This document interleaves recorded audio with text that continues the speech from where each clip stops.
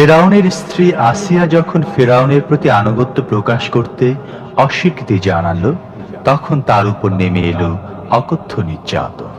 কিতাবের ভিতরে এসেছে ফেরাউনের স্ত্রী আসিয়া যখন ফেরাউনকে মানে নাই, শেষ পর্যন্ত ফেরাউন অর্ডার দিয়া দিল আসিয়ারে মারো।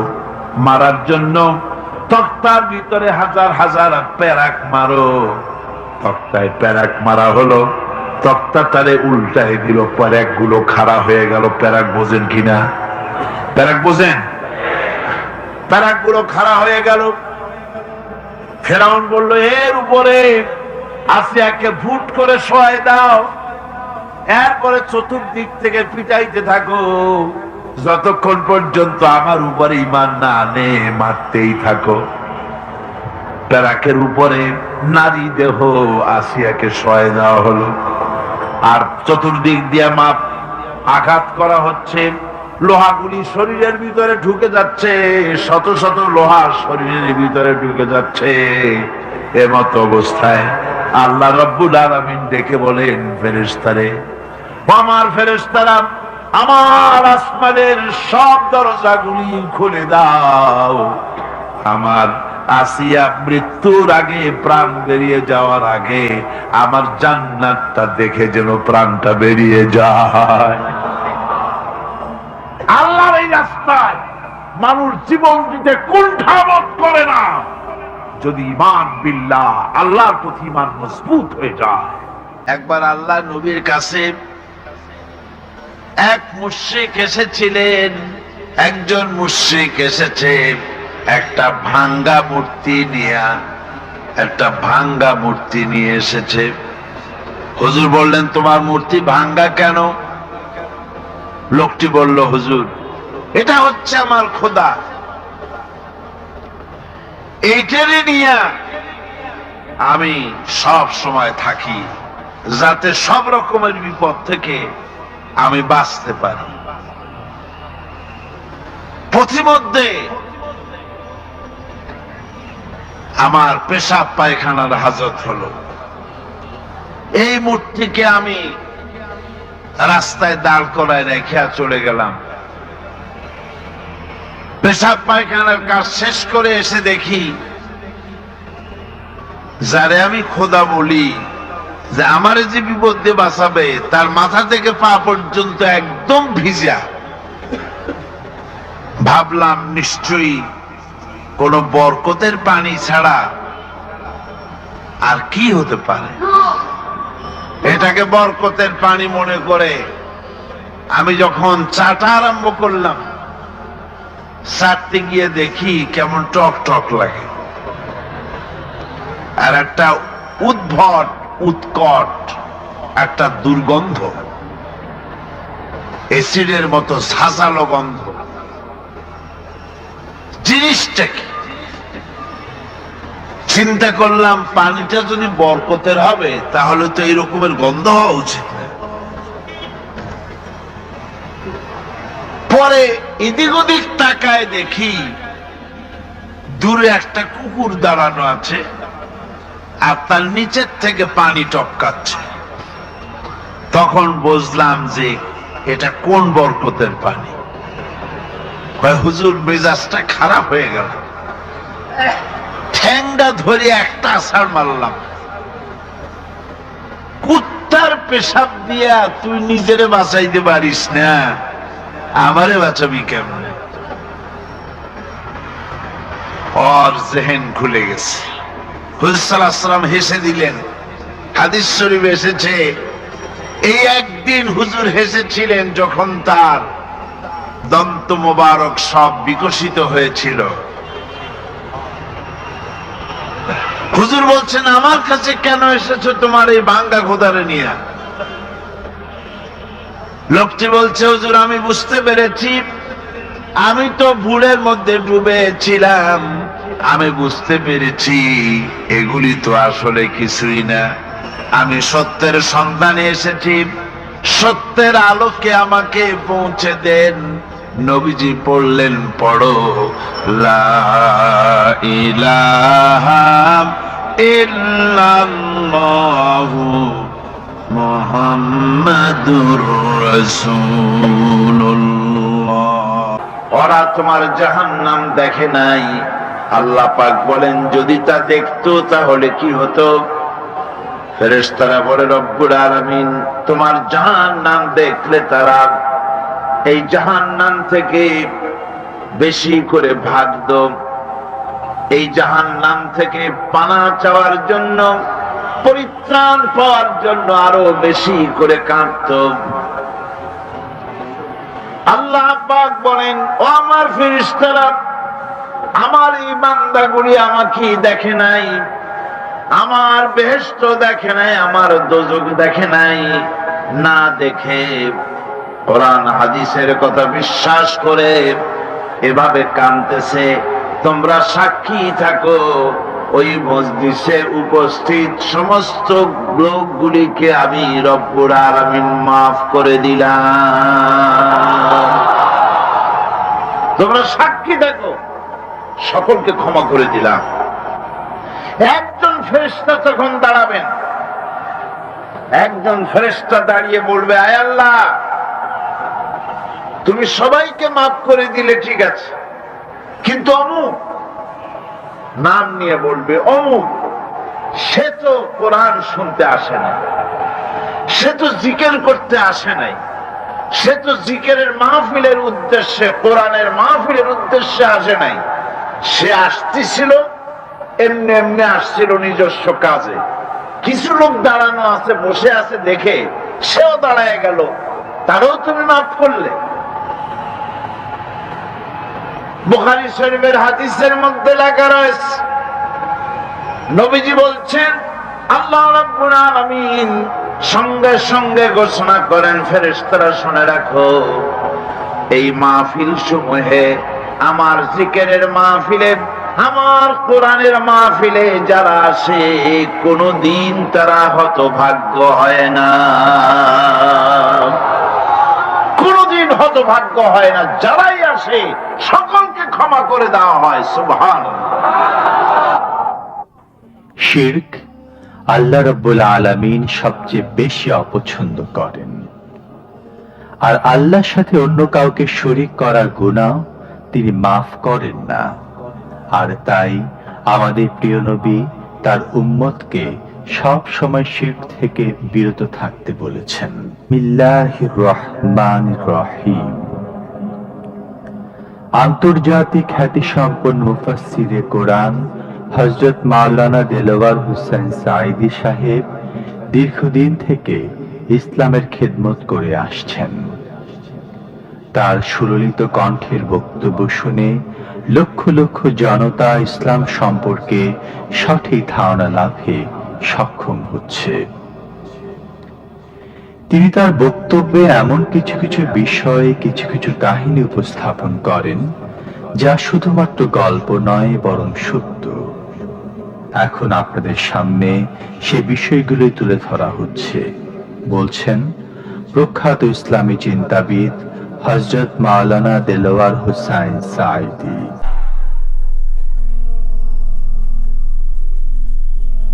একদিকে গতকাল বৃষ্টি ছিল, আবার আজকে আল্লাহ মেহেরবানি করেছে। এরপরে এই মাসটা হচ্ছে আরবি মাস হিসেবে মাহে মুহররম। পৃথিবীর সব বড় বড় ঘটনা এই মাসে 10 তারিখে ঘটেছে, আর সামনে বড় বড় যা ঘটবে, বিশেষ করে কিয়ামত, সেটাও মুহররমের 10 তারিখ হবে। বছরটা আপনারা খুঁজে নিন, ওইটা কোন সময় হবে এটা করার কিছু নাই, কিন্তু 10 তারিখ হবে। পৃথিবীতে যত বড় বড় ঘটনা ঘটেছে সব মুহররমের 10 তারিখ হয়েছে। নবী করিম সাল্লাল্লাহু আলাইহি ওয়াসাল্লাম এদিনে রোজা রাখতেন, সাহাবায়ে কেরাম রোজা রেখেছেন, এটা হাদিস শরীফে আছে। আপনারাও রোজা রাখতে পারেন না। তো আজ এই মুহররমের মাসে আমরা এখানে একত্রিত হয়েছি। ওই সময় মুহররমের সব থেকে বড় বেদনাদায়ক যে কারণটা ছিল, যে কারণে আমরা আসলে উদযাপন করি, সেটা হলো কারবালা। বলেন সেটা কি? কারবালা। তখন এটা ছিল ইরাকে ফোরাতের কূলে কারবালা একটা, কিন্তু আজকে কারবালা হচ্ছে মুসলমানদের জন্য সারাটা পৃথিবী, প্রত্যেকটি ভূখণ্ড আজ মুসলমানদের জন্য কারবালা। ওই সময় ফোরাতের কূলে একটা আসুরা হয়েছিল, কিন্তু আজ মুসলমানদের জন্য প্রত্যেকটা দিন আসুরা। পৃথিবীর প্রতিটি ভূখণ্ড আজ মুসলমানদের জন্য কারবালা, আর প্রতিটি দিন আজকে আসুরা। তবে আসুরা এটা হচ্ছে कत्ल हुसैन असल में मर्गे जीत था, इस्लाम जिंदा होता है हर करबला के बाद। इमाम हुसैনের শাহাদাত ছিল ইয়াজিদের মৃত্যু ঘোষণা, এবং ইসলাম জিন্দা হয় প্রতিটি কারবালার ঘটনার পর। সুতরাং আজকে যে কারবালা পুনরাবৃত্তি ইরাকে হতে যাচ্ছে, এর পেছনে রয়েছে আর এক ইয়াজিদের মৃত্যু ঘটনা, মৃত্যুর সুর। দিকে তাকাইছি, আল্লাহ পাক কবে তওরান আবাবিল পাঠাবেন সেই অপেক্ষা। ফাআলুল লিমা ইউরিদ, যা খুশি তিনি তাই করতে পারেন। সুবহানাল্লাহ। সে অনেক লম্বা কথা, সময় আছে আমাদের 2 দিন আজ এবং কাল। ধীরে ধীরে আমরা আলোচনা করব কোরআন থেকে ইনশাআল্লাহ। বলেন ইনশাআল্লাহ। তবে কোরআন শোনার জন্য অনেকে আবার তাফসীর বোঝে না, এই জন্য সূরা বেশি বোঝে, নবী সাল্লাল্লাহু আলাইহি ওয়াসাল্লাম তাফসীর বোঝে না। যদি বোঝে, মজা যখন পাবে তখন বুঝবে যে কি জিনিস। সুবহানাল্লাহ। কোরআন কারীম সম্পর্কে হযরত উসমান রাদিয়াল্লাহু তাআলা আনহু riwayat করেছেন, নবী করিম সাল্লাল্লাহু আলাইহি ওয়াসাল্লাম বলেছেন, খায়রুকুম মান তাআল্লামাল কুরআনা ওয়া আল্লামাহু, তোমাদের মধ্যে উত্তম ব্যক্তি হচ্ছে সেই যে ব্যক্তি নিজে কোরআন শেখে এবং অপরকে শেখায়। তাহলে সুবহানাল্লাহ বলুন। সমাজ কল্যাণ পরিষদকে মোবারকবাদ জানাই। মান লাম ইয়াশকুরিন নাস আলাম ইয়াশকুরিল্লাহ, ক্বালা নবী সাল্লাল্লাহু আলাইহি ওয়াসাল্লাম। নবী করিম সাল্লাল্লাহু আলাইহি ওয়াসাল্লাম বলেছেন, যে ব্যক্তি মানুষের কৃতজ্ঞতা স্বীকার করতে পারে না, সে আল্লাহর শুকরিয়া আদায় করতে পারে না। ইসলামী সমাজ কল্যাণ পরিষদ একটা ব্যবসায়ী সমিতি, তারা এই কাজটা করেছে, এই মাহফিল আয়োজন করেছে। তারা মাইক, মঞ্চ, লাইট, বসার ব্যবস্থা ইত্যাদি করেছে। সুতরাং তাদের কৃতজ্ঞতা স্বীকার করা দরকার, তাদের জন্য দোয়া করা দরকার, যেন আল্লাহ পাক তাদের এই কাজটাকে দয়া করে যেন কবুল করে নেয়, এবং এই কাজটা যেন কিয়ামতের দিন নাজাতের জারিয়া হয়ে যায়। আপনারা সবাই কোরআন শুনতে এসেছেন, বলেন কি শুনতে আসছেন? কোরআন। আমি জানি যে খুলনায় যথেষ্ট অমুসলিম হিন্দু ভাইরা আছেন। আমি কোরআনের মাহফিলের পক্ষ থেকে তাদেরকে স্বাগতম জানাই, শুভেচ্ছা জানাই। কারণ এই কোরআন শরীফ শুধু মুসলমানদের জন্য নয়, কোরআন হচ্ছে বিশ্ববাসীর জন্য। যারা মানুষ তাদের সকলের জন্য কোরআন। হিন্দু, বৌদ্ধ, খ্রিস্টান, তেলি, মুজি, ভোপা, নাপি, ইহুদি, যাদের নাম মানুষ, তাদের জন্য কোরআন। কারণ আল্লাহ তো শুধু মুসলমানদের জন্য নয়। কি বলেন? আল্লাহ তো শুধু মুসলমানদের। আমরা কি কখনো এইরকম পড়ি আলহামদুলিল্লাহ রাব্বিল মুসলিমিন? খুলনার লোকেরা পড়ে না কেরকম? আলহামদুলিল্লাহ রাব্বিল আউলিয়া ওয়াল মুত্তাকিন এরকম বলেন? আলহামদুলিল্লাহ রাব্বিল মুরসালিন এরকম বলেন? কি বলেন? আলহামদুলিল্লাহ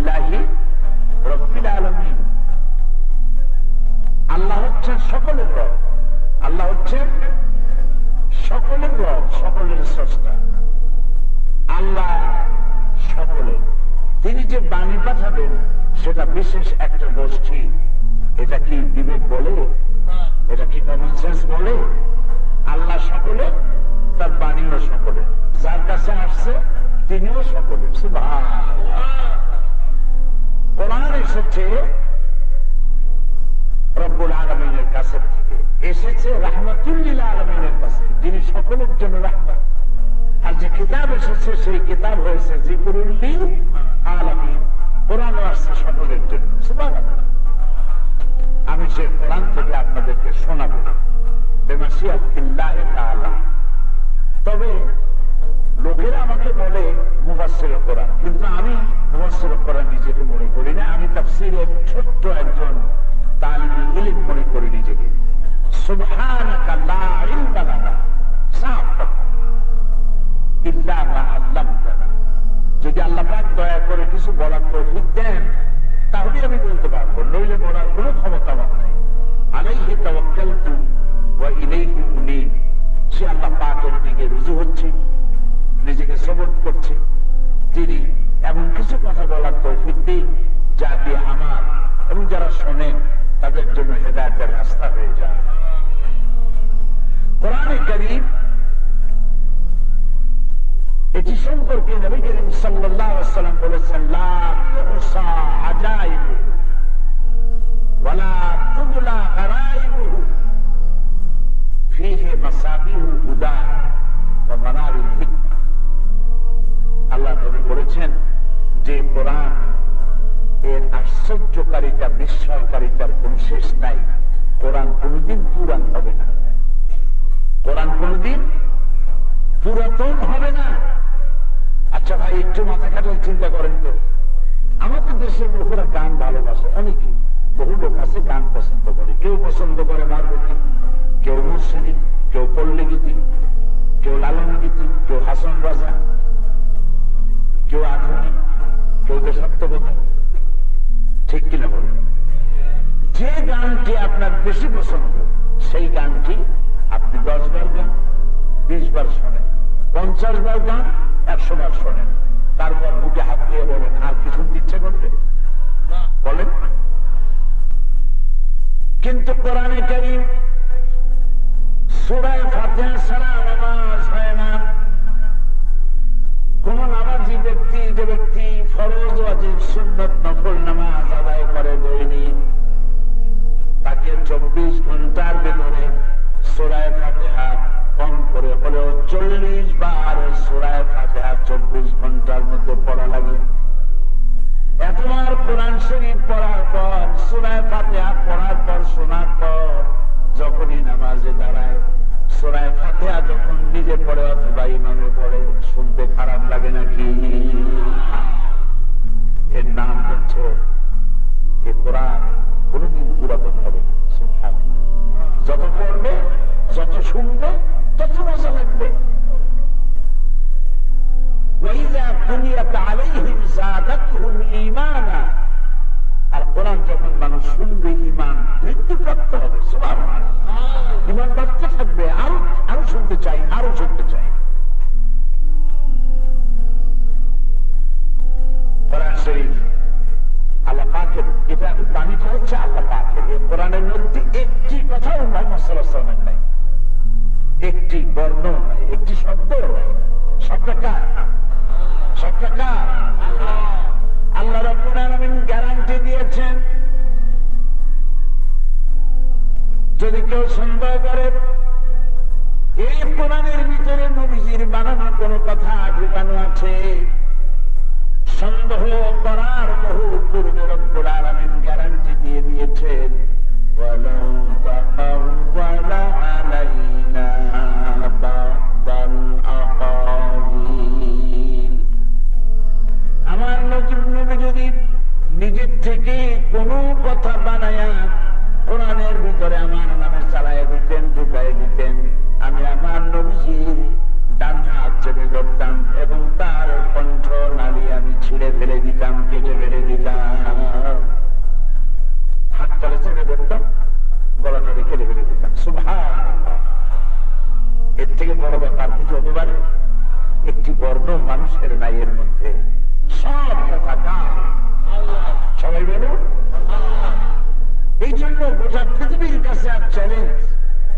খ্রিস্টানের কাছে যে বাইবেল তারা দাবি করে ইনজিলের নামে, বর্তমান বাইবেলে আল্লাহর একটি শব্দ নাই। সব কবে পারে বেদ বলেন, ত্রিপিটক বলেন, জিন্দাবিস্তা বলেন, আল্লাহ পাকের একটি শব্দ এইসব কিতাবের মধ্যে নাই। এটা চ্যালেঞ্জ পৃথিবী জুড়ে। প্রমাণ কিভাবে? প্রমাণ এইভাবে যে তাদের আজকের যুগের ছাপানো বাইবেল, ত্রিপিটক এবং বেদ যা কিছু আছে 500 বছর 1000 বছর আগে ওই কিতাবের সাথে এই কিতাবের কোনো মিল নেই। কোরআন শরীফে এই চ্যালেঞ্জ আপনি দিতে পারেন দুনিয়াকে।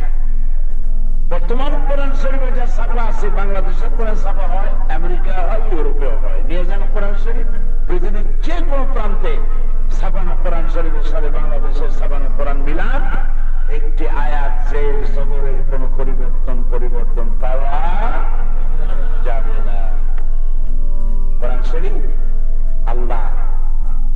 সেই জন্য মানুষ তো আল্লাহকে অস্বীকার করেছে, বলেছে দেয়ার ইজ নো গড, স্রষ্টা বলতে কেউ নাই। এ কথা মানুষ বলেছে, বলে নাই? আল্লাহ নাই এখনো বলে নাই, বলেছে আনসিন ইজ নাথিং, যা দেখা যায় না তা কিছুই না, মানি না। যা দেখা যায় না, ছোঁয়া যায় না, গন্ধ শোকা যায় না, অনুভব করা যায় না, সে আবার কি মানি না আল্লাহ, নাউযুবিল্লাহ। এ কথা বলেছে। কিন্তু কোরআনটা যে আল্লাহর নয় এই কথা কিন্তু কোন পাগলই বলে নাই। ওরা জাতে মাতাল হলো তাহলে ঠিক আছে, কোরআন আল্লাহর নয় মানুষের বানানো এই কথা বলে না। কেন বলে না? এই জন্য বুদ্ধি শুদ্ধি আছে তো কিছু, এই জন্য বলে না যে যদি কেউ বলে যে কোরআন আল্লাহর না মানুষের বানানো, তাহলে লোকেরা তারই ঠাসে ধরবে, তুই তো একটা মানুষ বানা কোরআন শরীফ, দেখি কেমন মানুষ। কোরআন শরীফ আল্লাহ নিজে চ্যালেঞ্জ করেছেন, পারলে কোরআনের মধ্যে একখানা কোরআন বানাও। কে বলেছেন? আল্লাহ। আবার বলেছেন আচ্ছা পুরো কোরআন শরীফ পারো না, 10টা সূরা বানাও, পারলো না। তারপর আচ্ছা ঠিক আছে 10টাই পারলো না, ফাতু বিসূরাতিন মিন মিসলি, ফাতু বিসূরাতিন, একেবারে কোরআন শরীফের 14 সূরার মতো একটা সূরা বানাও। 1500 বছর পার হয়ে গিয়েছে, কোরআনের এই চ্যালেঞ্জের মোকাবেলা তুমি আজ করতে পারে না।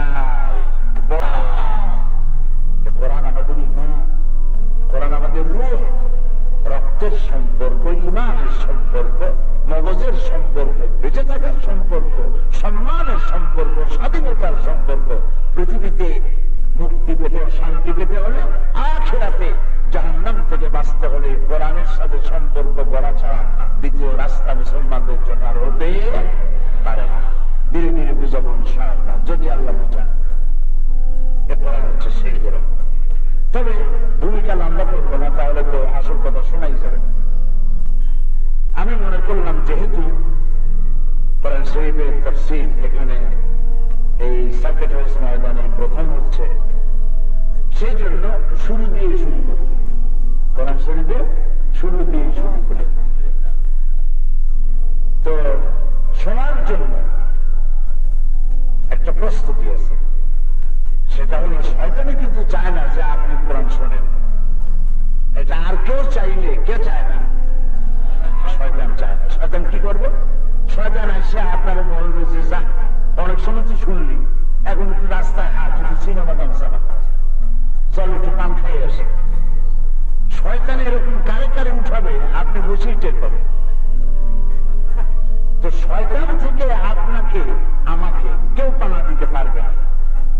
আমরা যদি এইখানে পুলিশ দাঁড় করাই দিই, রাইফেল, তারপরে কিছু বিডিআরও লাগাই দিই, এরপরে কিছু আর্মিও যদি রাখি, শয়তান ঠেকাইতে পারবে? শয়তান যে কারও ধরবে না তার কোনো গ্যারান্টি নেই। রব্বানা লাকাল হামদ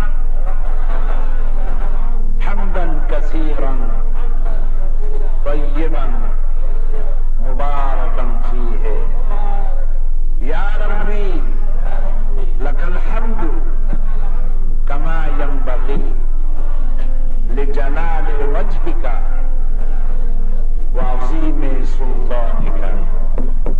আমরা আল্লাহ পাকের শুকরিয়া আদায় করে নিলাম। আলহামদুলিল্লাহ,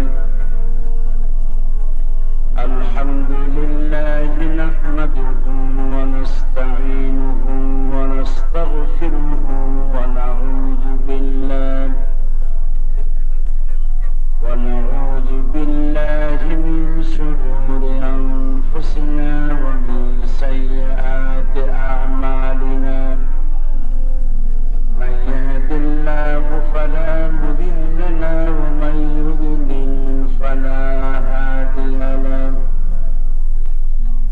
ونشهد أن لا إله إلا الله وحده لا شريك له ونشهد أن سيدنا وحبيبنا ومولانا محمدا عبده ورسوله الذي أرسله بالحق بشيرا ونذيرا وداعيا إلى الله بإذنه وسراجا منيرا فقد قال الله تعالى في كلامه المجيد وفرقانه الحميد أعوذ بالله من الشيطان الرجيم بسم الله الرحمن الرحيم إن الله وملائكته يصلون على النبي يا أيها الذين آمنوا صلوا عليه وسلموا تسليما اللهم صل على مولانا محمد وعلى آله سيدنا مولانا محمد প্রাণ খুলে মহব্বতের সাথে সবাই একযোগে পড়ে আল্লাহুম্মা সাল্লি আলা مولانا محمد وعلى آل سيدنا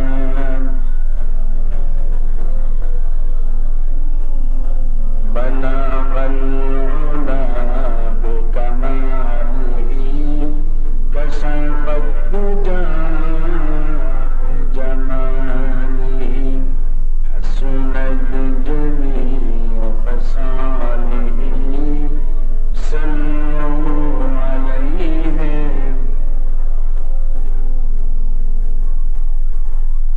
قدمون مصطفى की मेरा मज़ार होता वो खाक पर होती मैं खाक सार होता बलगल बिकमालिही कशफत दुजा बिजमालिही सुनद जमीअ खसालिही صلوا عليه ربنا ظلمنا أنفسنا وإن لم تغفر لنا وترحمنا لنكونن من الخاسرين আল্লাহ তাআলা খুলনা ইসলামী সমাজ কল্যাণ পরিষদ কর্তৃক আয়োজিত 2 দিন ব্যাপী তাফসীরুল কোরআন মাহফিলের সার্কিট হাউস ময়দানের এই প্রথম দিনে কয়েকবারে দরুদ ও সালাম করে আমরা তোমার দরবারে হাত তুলেছি। মেহেরবানি করে দরুদ ও সালামটুকু সোনার মদিনায় নবী পাকের রওজা মুবারকে পৌঁছে দাও। तमाम पृथ्वी माटिर नीचे जो मुमिन